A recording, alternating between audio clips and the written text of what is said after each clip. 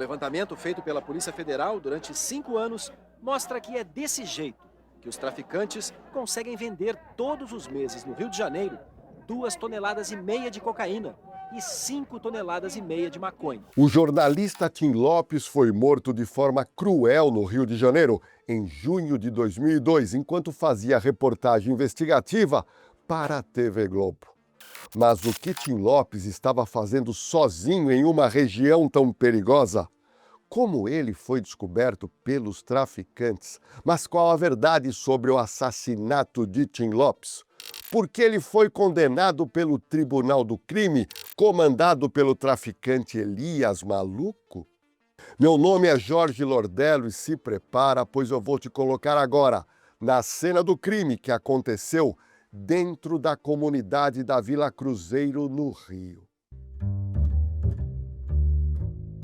No dia 2 de junho de 2002, guarde bem essa data, o jornalista e repórter investigativo Arcanjo Antônio Lopes do Nascimento, conhecido pela mídia por Tim Lopes, ele tinha naquela época 51 anos de idade e ele deixou o seu apartamento no bairro de Copacabana, no Rio de Janeiro, e inicialmente ele passa no escritório da Rede Globo, que fica no Jardim Botânico, aonde ele trabalhava desde 1996. Ele parou na Globo para pegar alguns equipamentos e em seguida dirigiu-se em direção à comunidade da Vila Cruzeiro, que é perigosíssima. A sua intenção, a intenção de Tim Lopes, era flagrar imagens de crimes em comunidade comandada por traficantes com uma câmera escondida. Tim Lopes era especialista em se disfarçar com microcâmera escondida e conseguir imagem de crimes, muitas vezes dentro das comunidades comandadas por traficantes.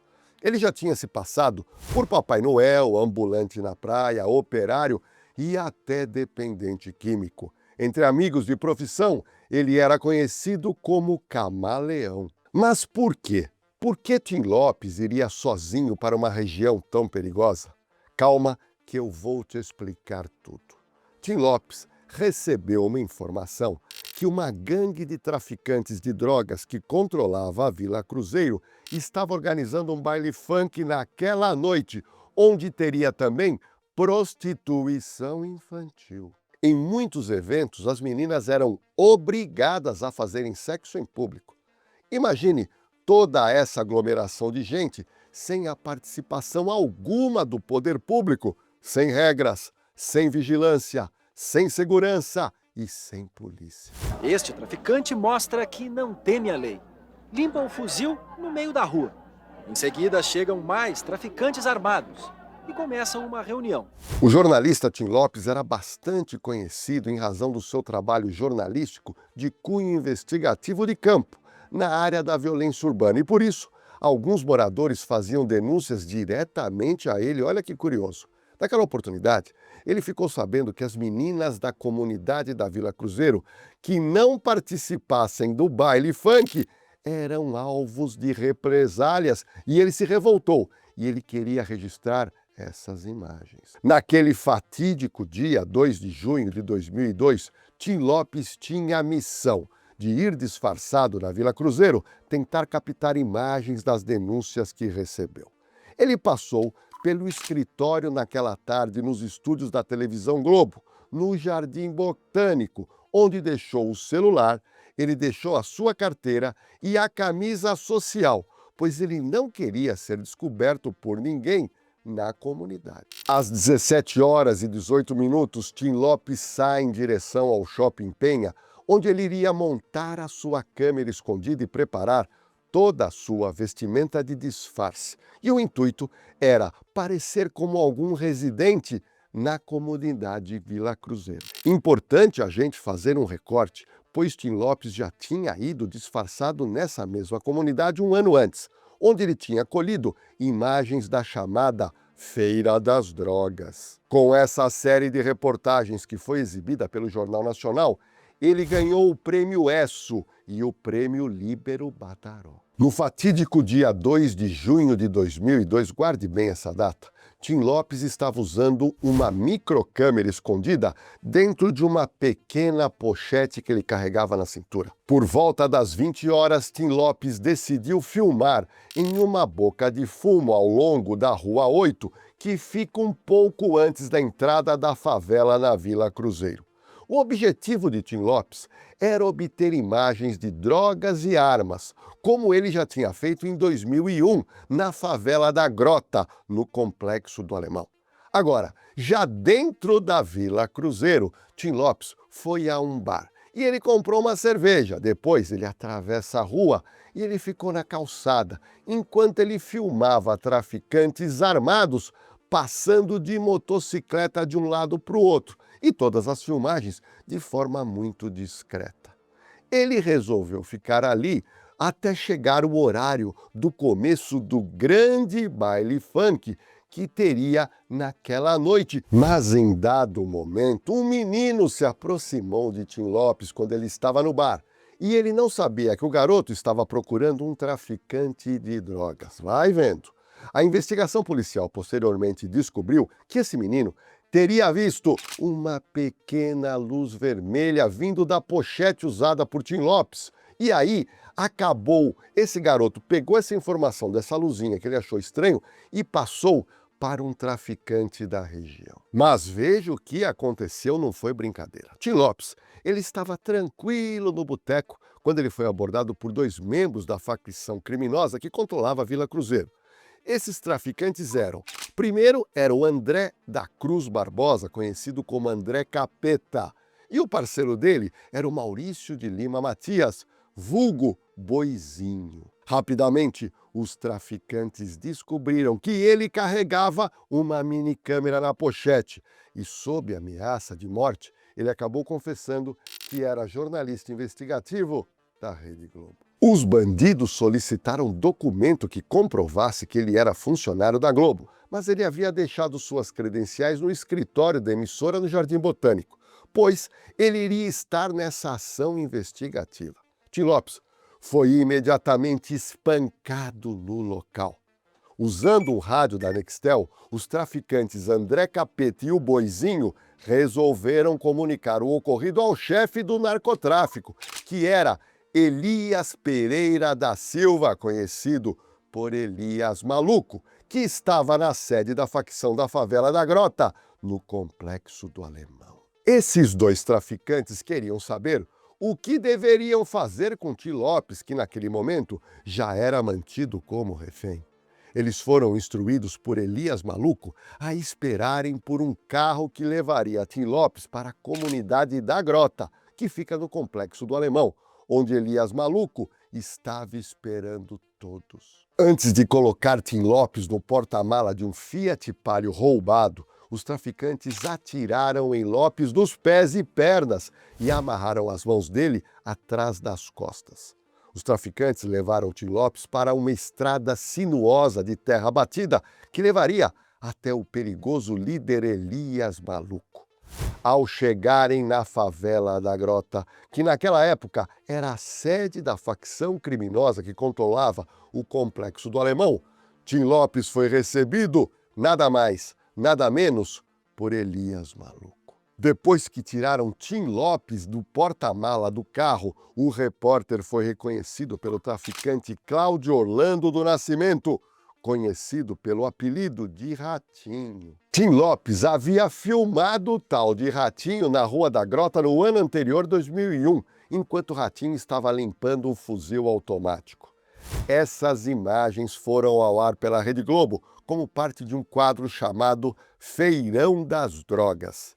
Também estavam presentes para recepcionar a chegada de Tim Lopes os traficantes conhecidos por Xuxa e Zeu. Mas veja o que aconteceu com o Tim Lopes, que não foi brincadeira.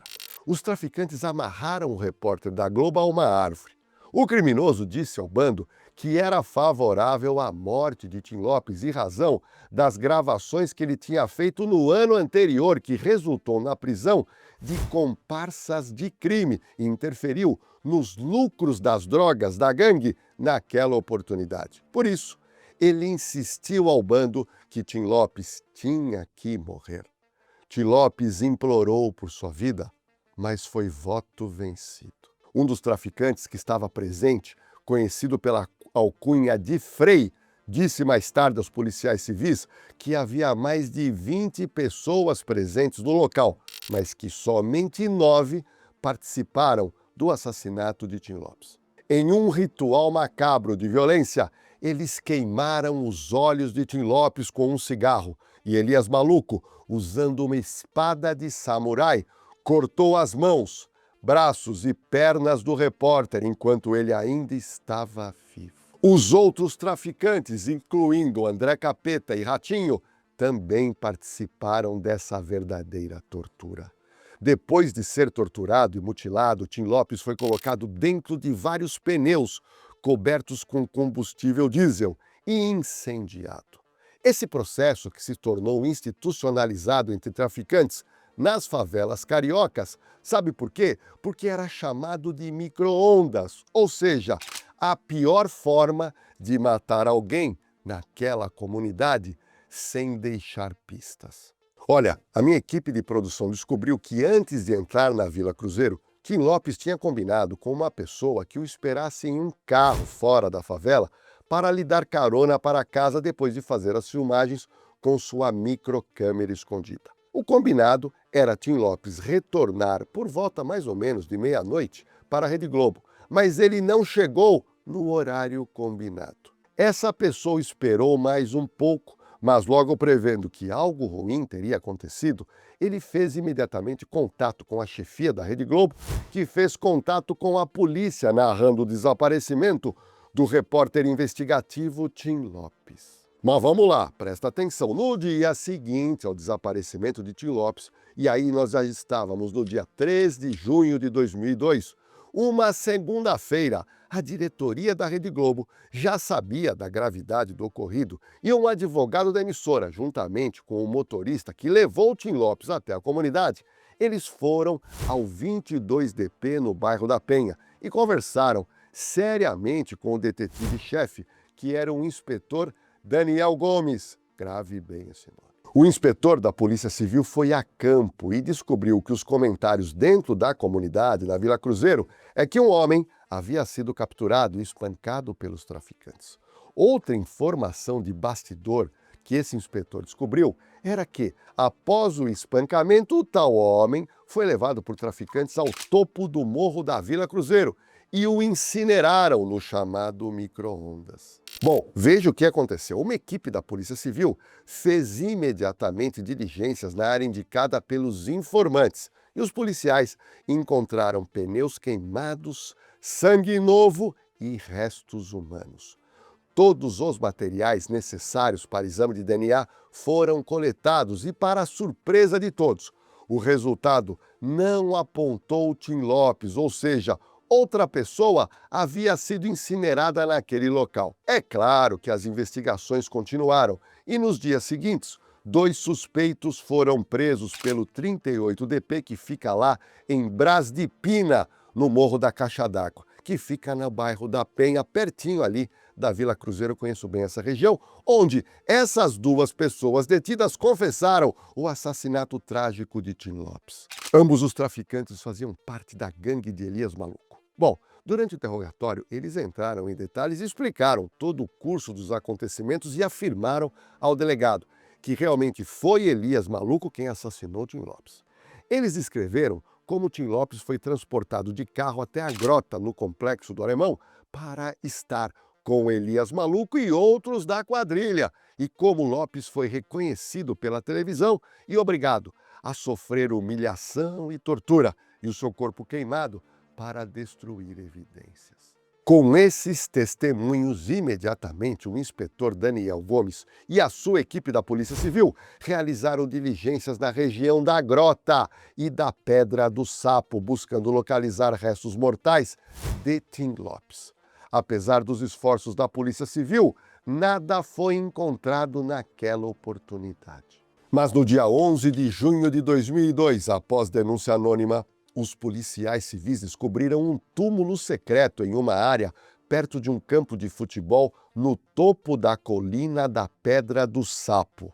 Lá, eles descobriram 41 fragmentos de ossos queimados de várias pessoas. Através de testes de DNA, eles foram capazes de identificar positivamente uma pequena parte do osso da costela pertencente a Tim Lopes. Os policiais civis também encontraram em um cemitério clandestino na favela da Grota o relógio de pulso de Tim Lopes, o seu crucifixo e a microcâmera que ele estava usando naquela noite. O relatório final da Polícia Civil teve 658 páginas. No dia 7 de julho, os restos mortais de Tim Lopes foram enterrados no cemitério Jardim da Saudade, no subúrbio carioca de Sulacap.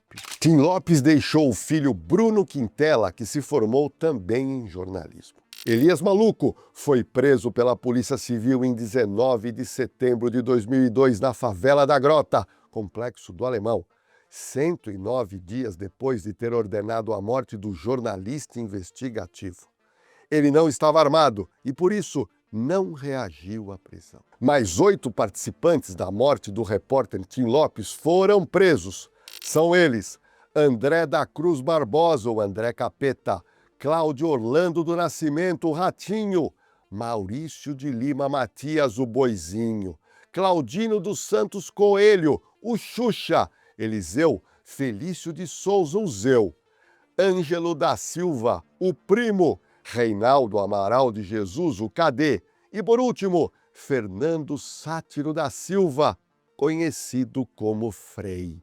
Elias Maluco foi condenado no dia 25 de maio de 2005 a 28 anos e 6 meses de prisão pela prática de homicídio qualificado, formação de quadrilha e ocultação de cadáver. Os outros acusados tiveram condenação um pouco menor. Elias Pereira da Silva, o Elias Maluco, foi encontrado morto em 2020 em uma cela do Presídio Federal de Catanduvas, que fica lá no Paraná. A suspeitação de que ele tenha se enforcado na cela. O jornalista César Seabra, colega de Tim Lopes, escreveu na época, abre aspas, a morte de Tim Lopes abriu nossos olhos para uma nova realidade. Agora, o nosso dilema é descobrir como relatar histórias das áreas controladas por traficantes.